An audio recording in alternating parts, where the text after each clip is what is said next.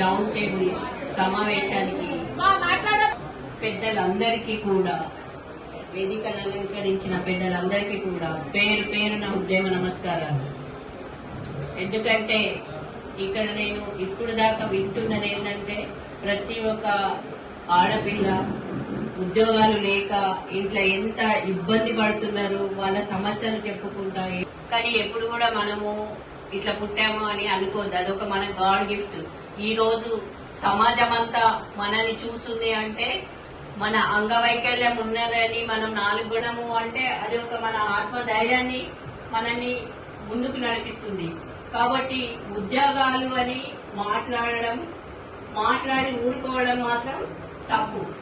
ఎందుకు అంటే ఉద్యోగాలు చాలా ఉన్నాయి, కానీ ఇప్పుడు దాకా బ్లాక్ పోస్టులు కానీ అంటే ఎవరైతే ఫిజికల్లీగా ఉన్న హ్యాండిక్యాప్స్ ఉన్నారో ఖచ్చితంగా వాళ్ళకి అంగన్వాడీ టీచర్లు కానీ ఆయమ్మలు కానీ తీసుకోవాలని చెప్పి నేను పేపర్ స్టేట్మెంట్ కూడా ఇవ్వడం జరిగింది.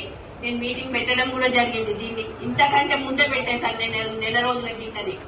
కాబట్టి దీని గురించి ఇప్పుడు అంగన్వాడీ టీచర్లు అని మనం అంటున్నాం. ఎన్నో పోస్టింగ్స్ ఉన్నాయమ్మా, ఇయ్యాలి అనుకుంటే ఈ గవర్నమెంట్ ఎందుకు ఇస్తలేదు? ఇప్పుడు హాస్పిటల్లో ఉన్నాయి, గవర్నమెంట్ స్కూళ్లలో ఉన్నాయి, ఇప్పుడు లిఫ్ట్ అంటున్నారు, లిఫ్ట్ లో ఉన్నాయి. ప్రతి ఒక్క మహిళకి ఒక్కొక్క పోస్ట్ ఇస్తే వాళ్ళు బ్రతకలేరా? ఎందుకు బతకడు?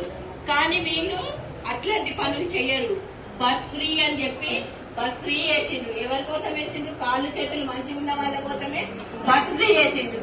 ఎందుకు అంటే రేపు ఓటు బ్యాంకు వాళ్ళకు ఉండాలి కాబట్టి, ఆ మహిళల ఓటు బ్యాంకు ఉండాలి కాబట్టి ఆ బస్ ఫ్రీ పెట్టిండ్రు.